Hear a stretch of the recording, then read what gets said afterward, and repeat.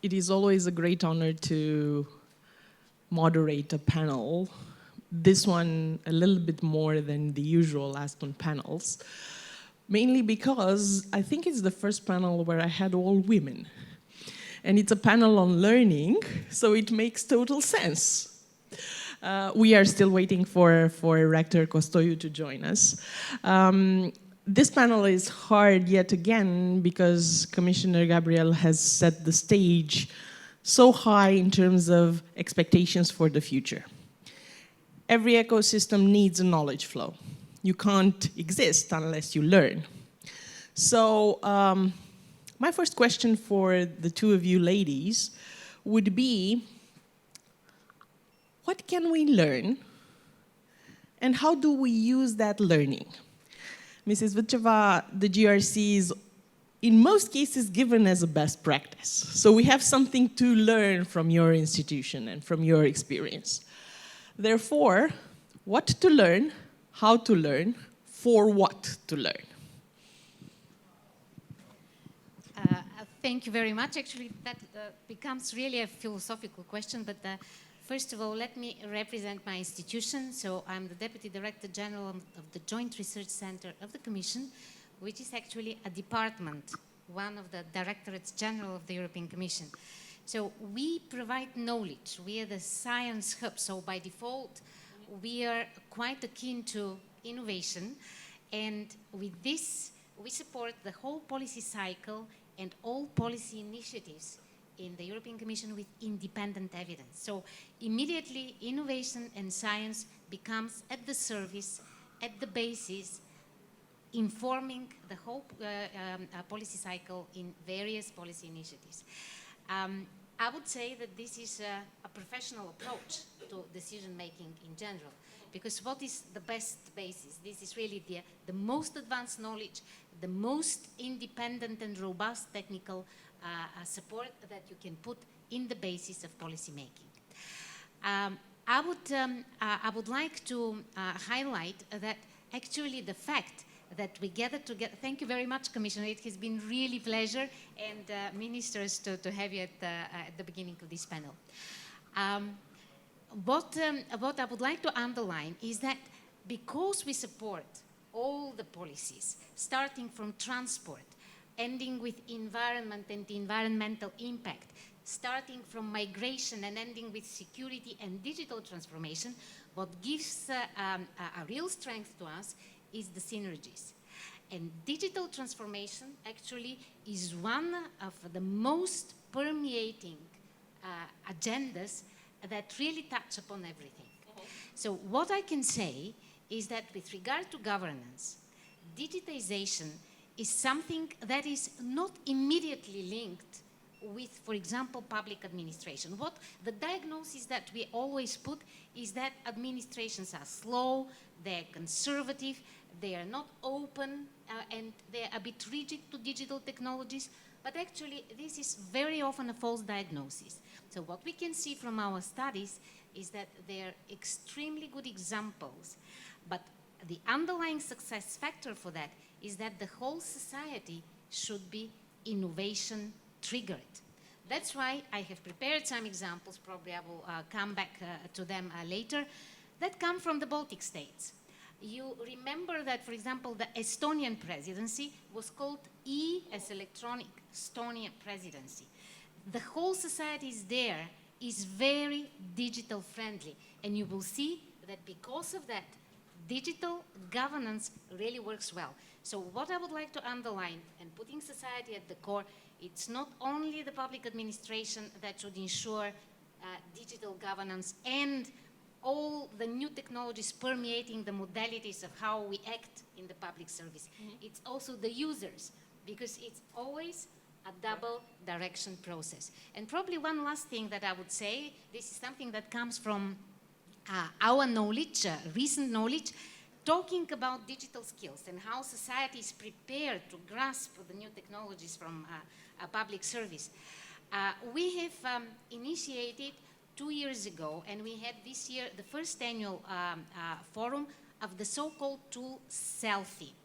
Selfie is a self-assessment tool which is open to all school teachers, all school managers, and pupils as such. And the idea is this app to really give you an idea to what extent your school or you as a pupil are prepared with digital skills, to what extent the school employs digital skills, and to what extent this is really a good preparation for the future. So we start really with a diagnosis of the most important part of the new generation education. So what we will have 1 million users by the end of the year, and once this diagnosis is set, we can build on it and further develop digital skills in our schools. That's actually a very good point to start with in terms of, bringing the philosophical question into the concrete reality.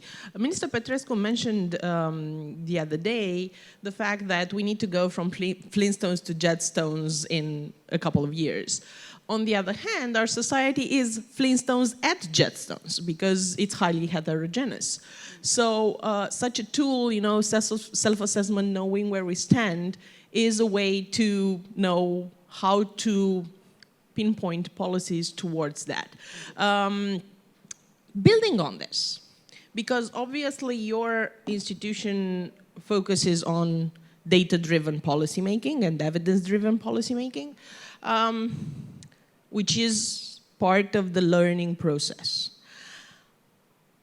We have different stakeholders. We have the public administration, we have the local public administration, which is sort of different than the governmental one. We have NGOs, we have fora such as these, we have universities, schools, and so on. Where should the knowledge flow be directed in order to have the greatest impact in a shorter amount of time? What's the driver? Where's the key that should be moved in order to push forward the other society? Is it grassroots or is it top-down? I think the question is more or less having the answer of having the balance. So you can't go, it's like in the market. You have demand and supply. If you have demand but you don't have supply, it doesn't go, and vice versa. So from this point of view, we need to go hand in hand to permeate the new technologies in the public service and also at the same time take up society and have either through, as I've said, the young generation, the grassroots from the real early age of school education, but also through lifelong learning. Probably these are the first courses in the lifelong learning approach which have to be taken not only for achieving employability, because this is the first task normally, but also to be able to be abreast with the society, to take benefit of everything that the public service can provide as a new type of service. So it has to go in parallel. We can't leave one or the other side. Which actually makes it even more complex. And actually, just to add, one of the biggest difficulties from the side of the administration, you mentioned the local authorities. Normally, at national level, national government and governance, it takes much faster and is more capable because of the capacity question to go ahead. But the local administrations and cities, there is the problem, and there we have to put the focus. And just to give you a figure, 70% of all the services are given by the local authorities, no matter whether we are talking about citizens or businesses. So that's why we have to have a specific focus on local administration. Emilija, you are the director of a digital innovation hub, which to some extent would link to the other part, not to the public administration, not to the local administration, but with those institutions permeating society and ensuring the communication and the flow between all parties. What's your experience? What would you push? So actually, Digital Innovation Hub Slovenia is a bit adapted model. So we started from the one suggested from the European Commission, but we were aware that if we want to go through the digital transformation process, it's not only the companies the ones who should be digitalized, but also public administrators, the communities, and the educational organizations. That's why Digital Innovation Hub Slovenia has 4 pillars. The first pillar is the SMEs and the industry, but then we have 3 other public administrators, and here we work with them to get them the skills they need. Then it's about the community, so we work with, we don't have cities actually. I'm coming from Slovenia, so most of our country is rural and suburban areas. So we work with villages and towns, and we also work with educational organizations. But as it was mentioned today, and now we also have the new DESI, in Slovenia, we can see that our major problem is digital skills. And we were talking about advanced digital skills today. The commissioner mentioned the advanced skills. I agree with that, but the problem which happens, especially in our country, in Slovenia, 27% of all the jobs are at risk because of digitalization and automatization. And these are not the engineers that are at risk, but are the other people working in the factories. So we need to work more on basic digital skills so that people will be able to move in the digital transition process. And that is why I think that we're too much focusing when talking about learning digital skills at the later levels, but we should move before, so that in elementary schools and in high schools and things like that. So, I know you have a presentation, and I would build on this. Your country and your type of institution or organization is, as the GRC, a best practice. What are the challenges? Because you don't get to a best practice without passing through, some courts. What were the challenges? Where did you find yourselves put it, in a conundrum of choice? there were many challenges. Yeah, but we learn from failure. Yeah. So, or at least from some sort of provoking thought. So here I have to explain first that for us it helped us a lot because we are part of the European Union. And the whole idea started within one Interact Europe project because there were many partners coming from different European member states, and we were able to collaborate together to build on existing models and adapt them. The biggest challenge that was happening is when the digital innovation hubs were introduced. It was like, okay, so how they're different from EIT Digital, how they're different from other already existing organizations. Mm-hmm. You're, again, somebody new coming here. So in Slovenia, we also have introduced strategic research and innovation partnerships, and people and organizations got confused. Mm-hmm. They didn't know, so who does what? And it took us almost a year to explain to people, okay, we're complementary, we are not competing to each other. So first, yeah, to understand, to put us on the scene, and then of course it's funding as well. This is an important issue. And I'm sorry that the commissioner left, but I really wanted to thank her. In the case of Slovenia, she only sent one mail to our Minister of Economic Development and Technology, and it meant everything for the Digital Innovation Hub of Slovenia. It was because we were selected as the Digital Innovation Hub within the call Digital Innovation Hubs in 13 member states, and the commissioner sent to all the ministers in the member states an email. So we are supporting, the European Commission is supporting Digital Innovation Hubs. Please, member states should also support them, and then we got the funding. Only Slovenia and Poland are the countries that have funding for the Digital Innovation Hub. So now we have the funding till 2023, and we don't need to worry about that anymore, and we can finally work on the content. Mrs. Vitcheva, is funding that big of an issue? Because in terms of figures, Commissioner Gabriel presented like a positive approach, an optimistic approach. But in the end, in most panels that we take part in, we come back to the funding. Is that such a big issue? It is an issue because technology means really investing in equipment, investing in skills, software and hardware. It is by default requiring budget. But the 9 billion, I think, if we, for the next programming period that the Commission mentioned for the digital program, I think if we spend it correctly and with common sense and efficiently, then we can make a lot out of it. What the issue here is, and because previously I was the director in Directorate General for Regional and Urban Policy, so when I heard about Interreg, it immediately rings a bell of very nice projects with the structural funds. What I had at the time as one of the issues is that with the investment we have to aim at quantum leaps. So it's not that we need to go all the time linear, every next innovation. No, we have to jump. Now, the Commissioner mentioned, and we all know, it is a very speedy development.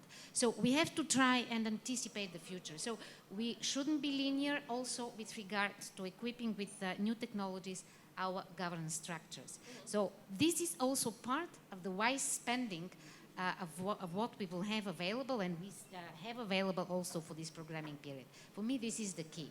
Not to lose money into outdated technologies and to have a good bunch of both hard and software skills to be for using, and the best equipment that fits for the purpose. Sometimes probably we shouldn't go for the best because the environment will not take it up. So the uptake should be taken on board. So wise spending. It's not too much, it's not less, but with wise spending we can achieve a lot. And let me just say that actually what we produced recently with regard to selfie, some of the feedback that we are getting is exactly what schools need in terms of investment in order to uptake digital technologies in their learning and also to upgrade digital skills for the pupils. So this is something that we achieved already, so we have already some feedback of what type of investment is needed.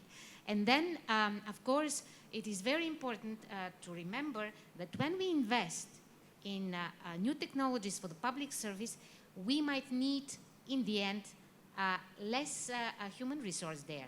So it's not that we are going to reduce the human resource, but with the same human resource, we will cover much more service and higher quality, tailor-made, precision type of service, like precision medicine. So we have to take into account all the benefits that the new technology can take with it when investing.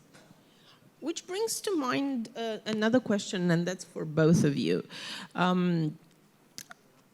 In certain countries, particularly in the latter joining of the latter member states of the EU, with an economic situation that's on the growth, but nonetheless, you know, like a boat that still needs to patch some things. It's rather hard to sell the idea of digital skills when you have issues, for instance, related to literal literacy. So we're talking digital literacy, we're talking the next level, but in some countries throughout the EU, we have, as is the case with Romania, we have basic literacy. People can't read. So how do we make sure that by focusing on what we're talking about, which is needed, obviously, we don't lose track of that part of the society, because European Union is for all citizens. I can probably start. And again, I underline that we have cross-sector competence, and that helps me now to give you an immediate example with the rural areas. So one of the first priorities for the digital transformation agenda that was supported also by the rural development programs and the structural funds was to ensure coverage with internet services. And now we're talking about 4G, 5G, but really to have to ensure that in the rural areas where probably this problem exists the most, is to have at least the access to such services. So that is the first thing. The second thing, the second example I will give you, very often funding is an incentive. The new Common Agriculture Policy, which we also support as a joint research center with a lot of evidence and support, technical support, what we're going to do now is that the new Common Agriculture Policy will be enormously digitalized. From the point of view of control, you might have heard that one of the most difficult parts of this policy is the so-called red tape, a lot of paperwork, a lot of control, and so on. Most of it now will be replaced for the facility also of the users, of the agriculture producers that are in the rural areas. That will be substituted by online monitoring.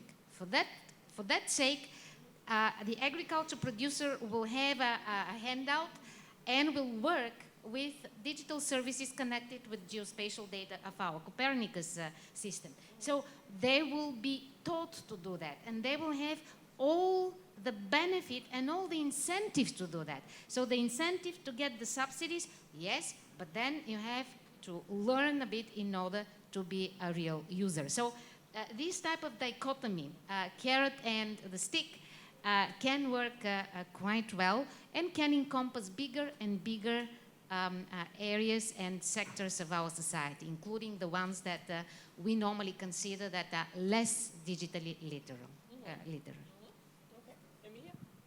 So as you mentioned, usually we have problems at rural areas. Another very big project we work at is smart villages. So how to make villages live again and to people stay there. And yes, it is true. People in rural areas usually don't have the digital skills, as you mentioned, also functional skills as well.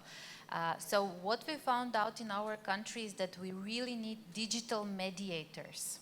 So many people, if you don't know that something exists, that technology can help you somehow, then you don't have the need. And I always argue this, people say it should come bottom up. Yes, but if you don't know that, Internet of Things or artificial intelligence can help you in being more productive, in being more efficient, then you don't have that need. So what we are doing in Slovenia, we have a central point, a national one-stop shop as the Digital Innovation Hub. But then we have 29 laboratories all around the country, which are connected with the Digital Innovation Hub, and they're both in rural and urban areas. And here people can come and they can learn how to use various e-services, e-education, e-health, things like that. So this is the place where they feel confident, they can go there, and there are local people working there, so there are people they trust, and they can help them, they can support them within this process. So we really believe that we need somebody to support everyone. So it's not only the schools, but you need this support ecosystem. Basically learning through peer interaction rather than having some sort of institution, teaching you something. I would give you another example just to open, because you have, I'm sure, a significant list of examples to add to the content. Would be, even in case of a digital native, the usage implementation of a photovoltaic system. You have all the information on the platform of the EU, but you don't necessarily know of them or know how to use them. So there is a learning curve.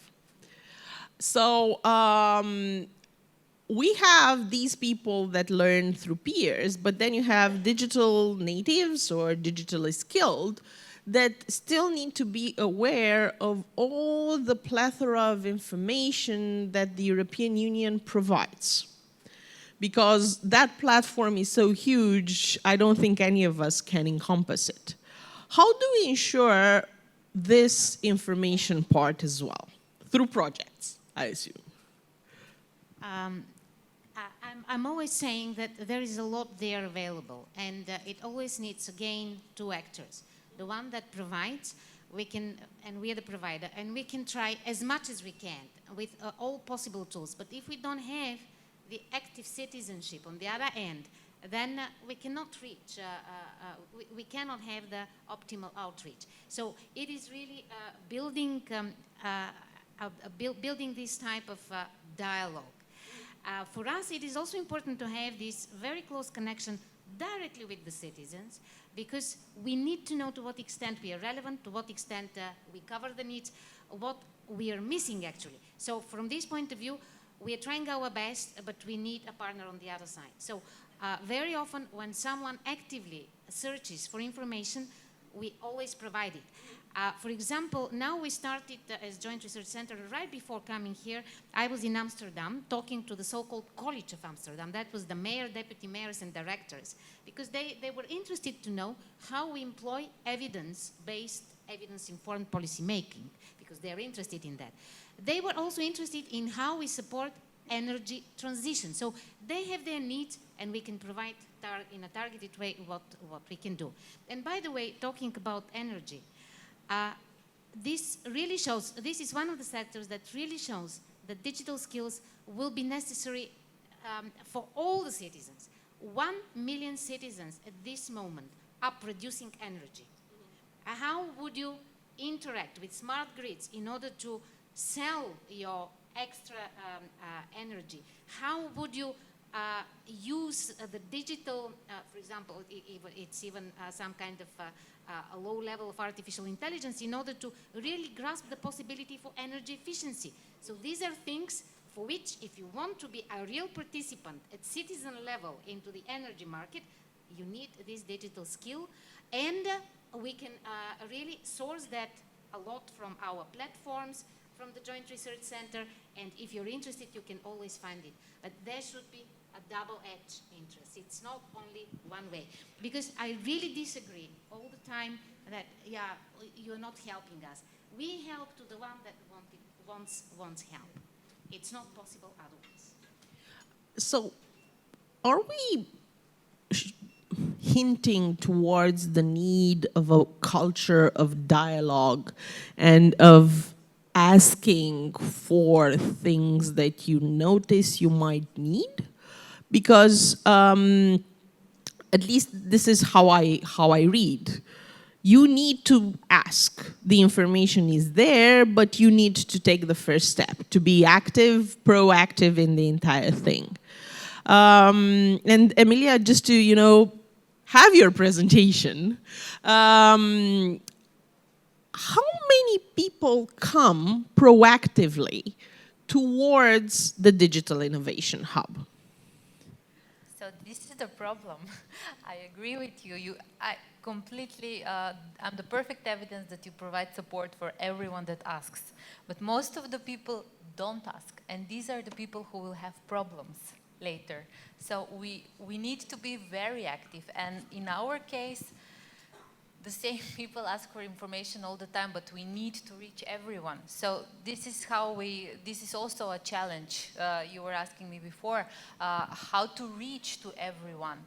I don't think we can really rely only on the people on their own. As I already mentioned, they don't know what exists. You have great platforms, but people are not aware they're there. And another problem that we have, every project at European level has its own network, has its own tool, its own platform, and there are so many of them. And even myself, who am actively involved in that, I cannot find the information I need because I don't know who to rely on and where to look for. So actually, the digital hubs were created exactly for that, to really try and manage this type of outreach to the grassroots. So I know it's difficult, but it's your role in a way. So the digital hubs were constructed for that, with that idea behind. And we were supporting, I remember in DigiRegio with structural funds, some of the creation of some of the digital hubs at the moment they were initiated. So I know it's difficult, but we are doing an outreach to the extent we can. That's we have some kind of building trust and confidence with citizens points, which are the digital hubs. And I'm happy because I see that you're quite active in that. So though difficult, we have to go down this road. Emilija mentioned something, and I got the very yellow note saying we have 5 minutes left. It happens, you know. It was such a lovely conversation. We haven't noticed the passage of time. You mentioned only 2 countries have provided funding for this. On the other hand, Mrs. Vitcheva tells us of the importance of such an organization towards what we're trying to achieve, like the building of a culture, the building of confidence, trust, and skills. What's the issue? Why only 2 countries? Because all the others agree on the same idea. Where's the cleavage between the 2? I think I already started discussing that because there are so many instruments. There are so many instruments coming with every new commission, with every new government, and people are not following that. So we were, on one side, we were very proactive, really. In Slovenia, we were doing with our Fab Lab network. We were taking part in the working groups in Brussels. We were all the time, everywhere. That's why we were also lucky, because the commissioner was at the right time, at the right place, and sent the right email to the right person. But in some cases, if the minister, for example, doesn't think this is an important issue or has some other priorities, then of course they wouldn't put the focus on that. And because we have a couple of minutes left, before giving the floor to my 2 lovely guests, I would give the floor to you for questions. No questions? You know, speaking about people asking for information, it takes a while to internalize that need for a shift in cultures. So I'll go the other way.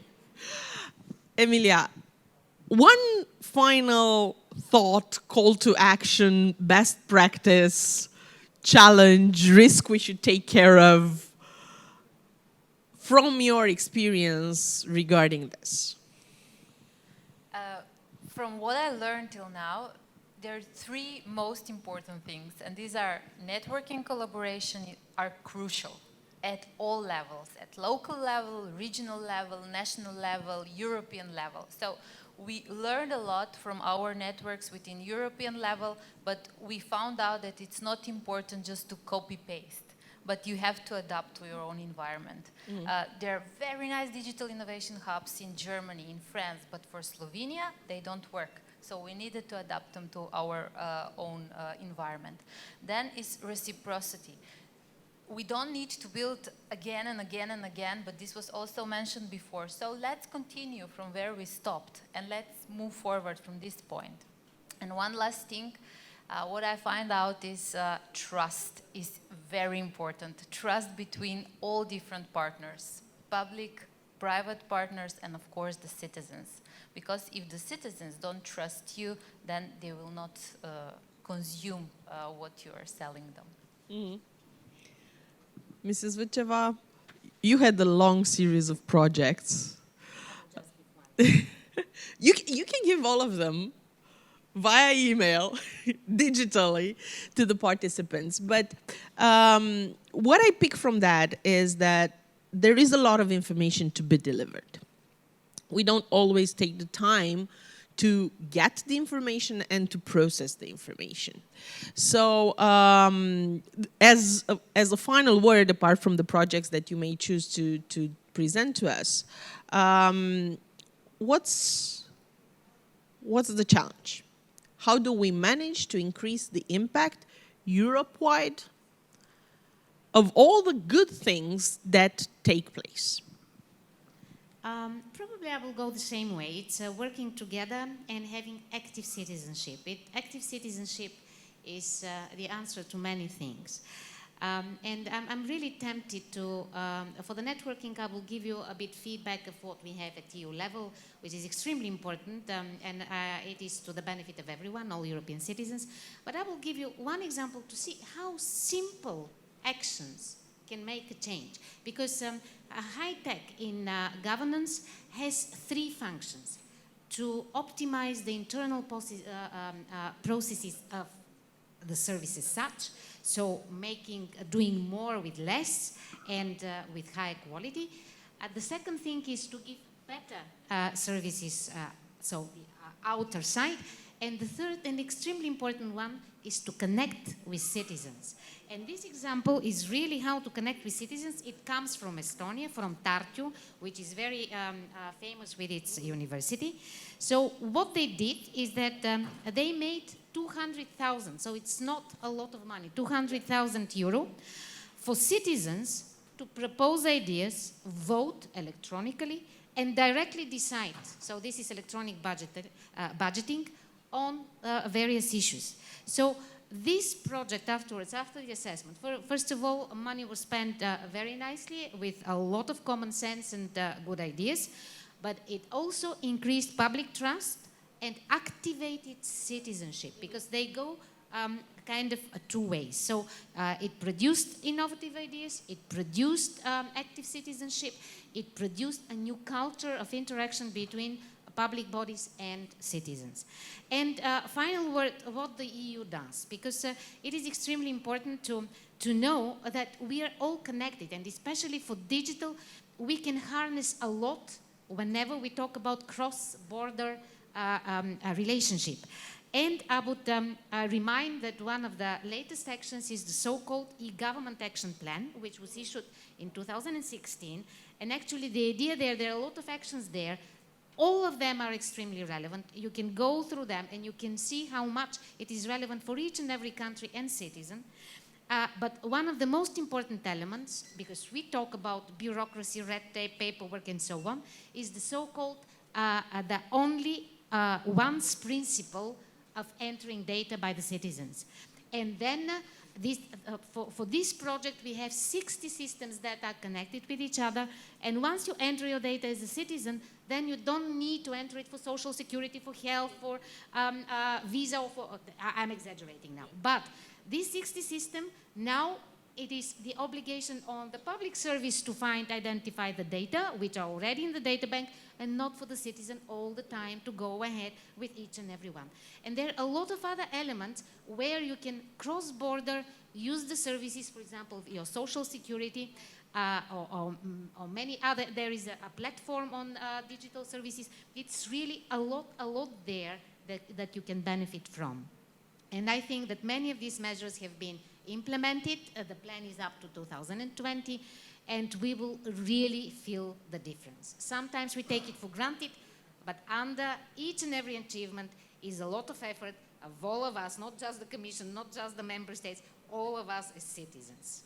So, which is actually a very good point to wrap up this conversation, because the topic was learning, and what I take from all your ideas is we all need to learn to be an active part of this conversation. So please join me into thanking these two lovely ladies.